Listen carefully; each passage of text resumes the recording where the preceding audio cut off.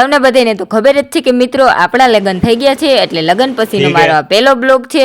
અને આજે હું આવી છું મારા નણંદબાના લગ્નમાં. એટલે મારા નણંદ છે એના નણંદના આજે માંડવો હતો, એટલે એના મેરેજ છે. એના મેરેજમાં હું આવી ગઈ હતી. પછી પીઠીની રસમ ચાલુ થઈ ગઈ હતી. હું પહોંચી ત્યાં તો પછી પીઠીની રસમમાં જ પહોંચી. મંડપ રસમ બધી પૂરી થઈ ગઈ હતી અને પીઠીની રસમ બાકી હતી. તો પીઠીના રસમમાં આપણે પહોંચી ગયા અને પછી જો સરસ મજાનું ડેકોરેશન કર્યું હતું. અને પછી મારા નણંદબાનું લાડકી નાનકડું બાવ જો રીસાઈ ગયું હતું. અને પછી મારા પતિદેવનો મારો વારો આવી ગયો હતો પીઠી લગાડવાનો. અને પછી મેં મારા પતિદેવે પીઠી લગાડી દીધી દીદીને. દીદી જો કેવા સરસ મજાના લાગતા હતા. અને પછી મારો નણંદબાની જો ક્યુટ કેવી મસ્ત ગર્લ છે ને એ રીસાઈ ગઈ હતી. અને પછી આમથી આમ રખડતી હતી. અને પછી એની ફૂયા જોઈને મનાવતી હતી પણ એ માનતી નહોતી.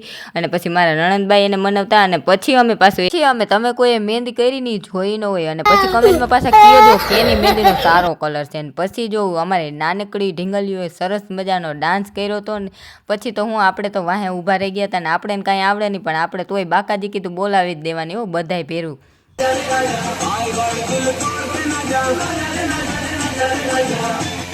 અને હવે આપણે મળીએ સાંજે દાંડિયા રાસમાં. અને વિડીયો કેવો લાગ્યો કમેન્ટમાં જરૂરથી જણાવજો. અને વિડીયો સારો લાગ્યો હોય તો લાઈક શેર સબસ્ક્રાઈબ.